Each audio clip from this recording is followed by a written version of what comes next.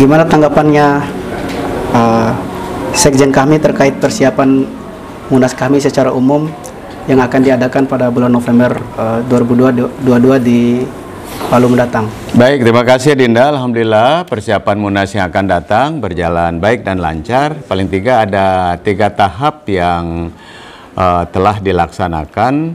Pertama, konsolidasi pada tingkat pusat, panitia juga bersama panitia daerah, panitia nasional daerah telah melakukan beberapa kali koordinasi untuk memastikan bahwa semua bagian, semua bidang, semua item yang terkait dengan persiapan pelaksanaan Munas itu berjalan dengan baik. Yang kedua, beberapa perangkat ya, perangkat Munas, istilahnya termasuk logistik dan sebagainya, perlengkapan dipersiapkan dengan baik, dan yang lebih penting itu sesuai dengan komitmen dan tekad, materi Munas digodok terus sehingga itu istilahnya 99% sudah siap, nanti akan disosialisir ke daerah, ke wilayah, terutama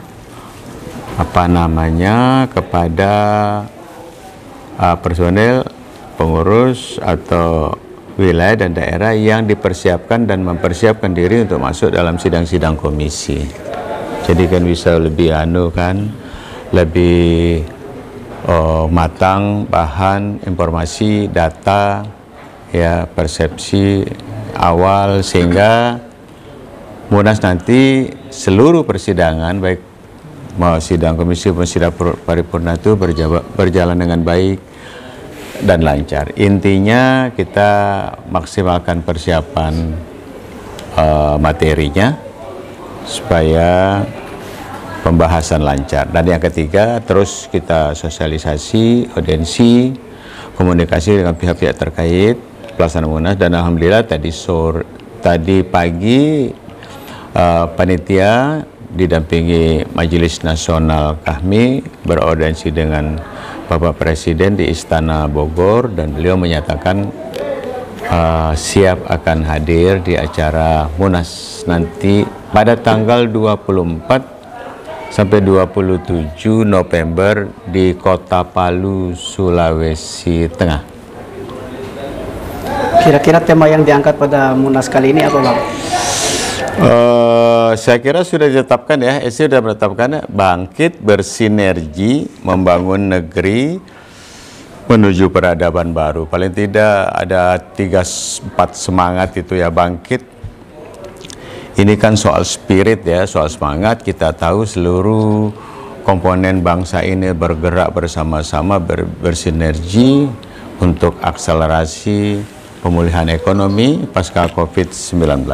Jadi kita membangun optimisme, menguatkan keyakinan dan tekad kita untuk terus menggelorakan semangat ya di semua bidang kehidupan, terutama ekonomi. Karena kita ini dirasakan di seluruh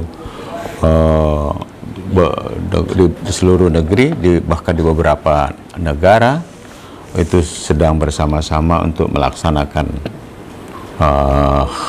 upaya atau kegiatan program pemulihan ekonomi. Bersinergi, saya kira ini sudah menjadi kodrat ya, menjadi sunatullah. Kita akan terus menggalang kolaborasi dengan segenap elemen masyarakat untuk bersama-sama membangun kerjasama dalam rangka yaitu tadi pemulihan ekonomi. Nah, apabila 2 tahap itu kita lakukan, maka yang ketiga itu adalah membangun negeri. Saya kira ini terkait dengan peran-peran kontributif yang kita lakukan, ya tidak saja ekonomi tapi juga pada bidang-bidang lain, dan endingnya atau outputnya, orientasi yang diharapkan itu menuju peradaban baru. Kita hidup di era new normal. Kita berharap semua komponen atau bagian item-item yang terkait dengan upaya peradaban baru itu kita berusaha untuk hadir, memberikan peran yang nyata bagi upaya membangun negeri. Saya kira ini adalah satu siklus yang luar biasa, satu proses perjalanan organisasi yang menegaskan komitmen bahwa kami lahir memang untuk meneruskan perjuangan HMI dan meningkatkan peran-peran nyata bagi pembangunan bangsa. Nah, turunan dari tema itu, apakah isu-isu spesifik yang ingin dibahas di Munas nanti, Bang? Oh, bagus ya, ada 3 yang sudah mengemuka ya, bahkan sudah diawali dengan beberapa seminar. Intinya kenapa pilihan di Sulteng atau di Palu, karena ini kan sumber daya, kekayaan sumber daya alam luar biasa, baik yang diharapkan dampak ke daerah ya, soal tambang, soal pengelolaan sumber daya alam dan sebagainya, itu kita harapkan bisa semakin akseleratif, makin meningkat, khususnya bagi daerah. Kita tahu daerah Sulteng ini pernah dilanda bencana, kemudian ya pernahlah dalam satu proses perjalanan itu menguras konsentrasi dan atensi kita ke sana. Nah, ini saatnya untuk tidak sekedar pemulihan, tapi penguatan komitmen sesama anak bangsa dari semua wilayah dan daerah untuk melihat langsung kondisi dan situasi di sana, dan setelah itu bangkit rasa yaitu tadi semangat kolaborasi kerjasama bagi upaya mendorong percepatan pembangunan ekonomi di daerah. Jadi kami tidak istilahnya tidak hanya terjebak pada rutinitas musyawarah, tetapi yang ngefek, yang dampak nyata langsung ke daerah itu bisa dirasakan melalui proses Munas itu. Secara nasional jelas, karena ini akan menjadi kesempatan atau momentum media coverage yang begitu luas, karena tidak hanya kehadiran peserta, tapi juga beberapa isu-isu penting strategis dibawa ke Munas.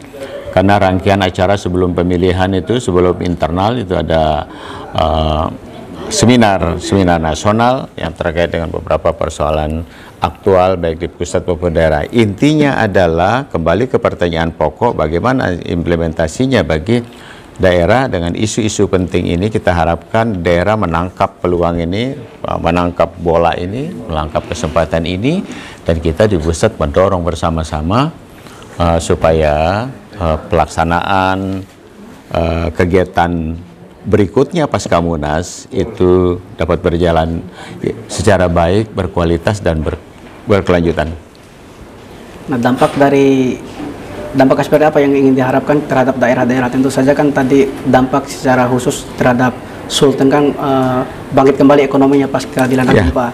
Kalau harapan terhadap skala nasional daerah-daerah kan ini kan Majelis Nasional Wilayah juga yang akan datang ke Palu.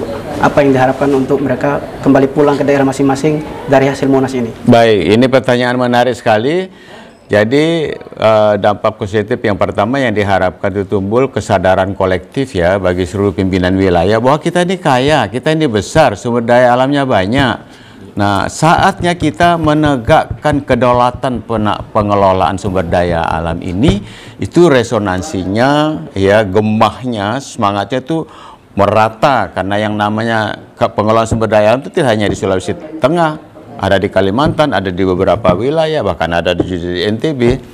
Jadi isu penegakan kedaulatan pengelolaan sumber daya alam itu akan digemahkan dari Palu, dikuatkan, sehingga para pengurus daerah dan wilayah ketika kembali ke daerah masing-masing itu dapat melakukan langkah-langkah yang aktif, langkah-langkah yang nyata, langkah-langkah yang mengarah kepada kolaboratif dan sinergitas dengan segenap elemen di daerah masing-masing.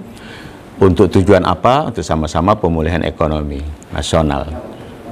Ini kan ada isu yang berkembang di luar dari teman-teman kami daerah juga, Bang, bahwa ke depan pada Munas itu yang akan didorong adalah orang-orang politik dibatasi untuk masuk sebagai calon presidium. Nah, Abang melihat ini bagaimana? Ya, ini ada isu menarik ya, ada harapan orang politik tidak boleh masuk presidium. Nah, sebenarnya itu tercetus waktu pertemuan para senior silaturahmi menjelang Munas di rumah salah satu senior kita. Kita tidak punya hak untuk melarang politisi untuk masuk di presidium. Jadi kalau mungkin kalimat lebih lengkapnya itu bukan dibatasi tapi berbagi, karena kita ini besar, kita ini tempat berkumpulnya para alumni HMI dari berbagai latar belakang, ya, akademisi, politisi, ada birokrat, ada pengusaha, bahkan ada aktivis LSM, segala macam profesional. Jadi kita, yaitu pertanyaan tadi itu menggambarkan betapa dinamika terjadi di dalam, tetapi saya merespon bahwa tidak bisa kita batasi politisi, karena ya politisi alumni juga. Jadi istilahnya siapapun yang berhak, siapapun yang menjadi anggota kami berhak untuk memilih dan dipilih, tentu sesuai dengan mekanisme yang diatur di dalam ADRT. Kami itu akan menjadi lebih besar apabila presidiumnya itu konfigurasinya apa nama istilahnya itu, anggota presidiumnya itu datang dari berbagai latar belakang. Ada politisi, ada akademisi, ada birokrasi, ada birokrat, ada LSM, ada profesional, macam-macam. Itulah kebesarannya. Nah, soal porsi, persentase dan sebagainya tergantung bagaimana mengelola atau dinamika yang terjadi di dalam Munas itu. Kalau sekarang ya alhamdulillah ya hampir semua ada dan berbagai kalangan ada. Intinya adalah kita buka seluas-luasnya bagi anggota kami apapun profesinya. Nah, soal bagaimana terpilihnya di lapangan nanti tergantung kemampuan komunikasi, kemampuan lobby, kemampuan silaturahmi gitu-gitu. Karena kita ini organisasi pengabdian. Kita buka seluas-luasnya bagi anggota kami yang sudah berkiprah di berbagai lapangan pengabdian. Ya, ada juga wacana bahwa konfigurasi daripada presidium itu dikembalikan seperti pada era Pak Mahfud MD, bahwa presidium tunggal. Kalau abang melihat ini bisa digolkan nggak di Munas yang akan?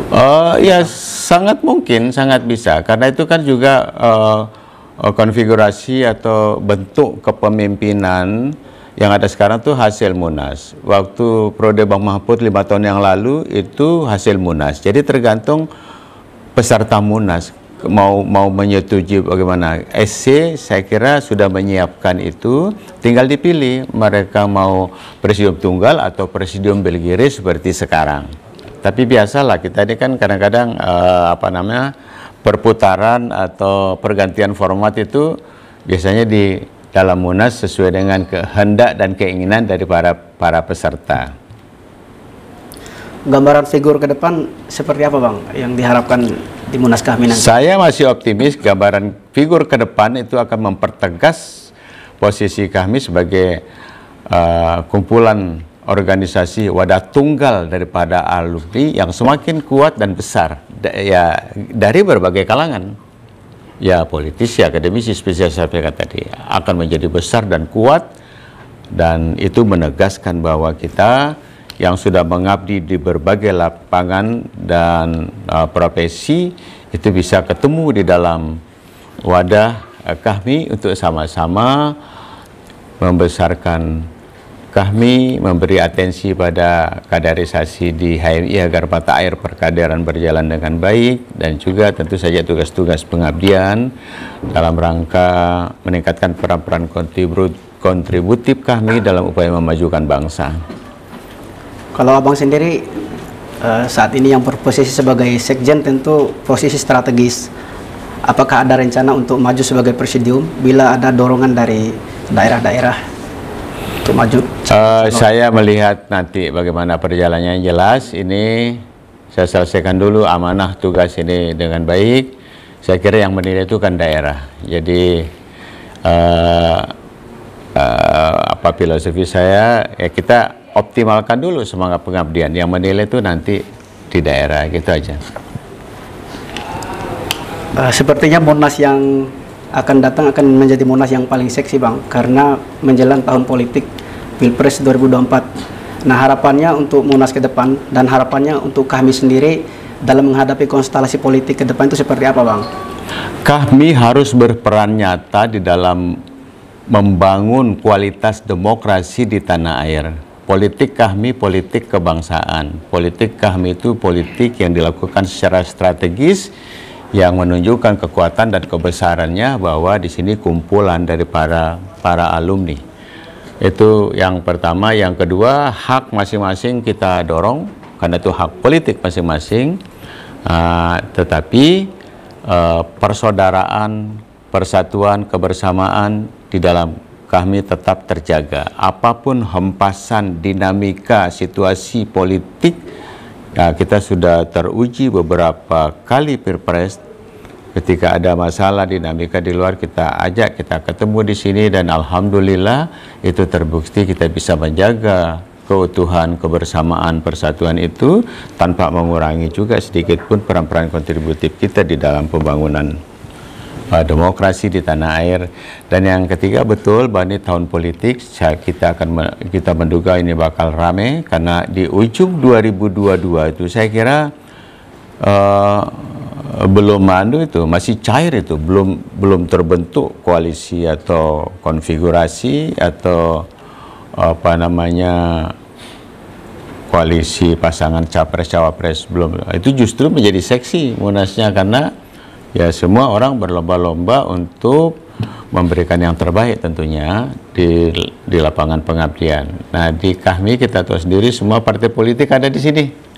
Semuanya, semua partai politik ada di sini. Tetapi begitu ketemu di sini, benderanya, semangatnya, tagline-nya atau paradigmanya adalah bersinergi membangun negeri. Untuk sikap politik kami ke depan, misalnya di Munas kami yang akan datang, apakah akan mendeklarasikan calon? Soalnya kan beberapa nama yang dalam lembaga survei itu kan beberapa mantan presidium kami, misalnya Bang Anies Baswedan, Pak Mahfud MD juga masuk dalam jajaran tokoh nasional yang dianggap layak untuk memimpin Indonesia.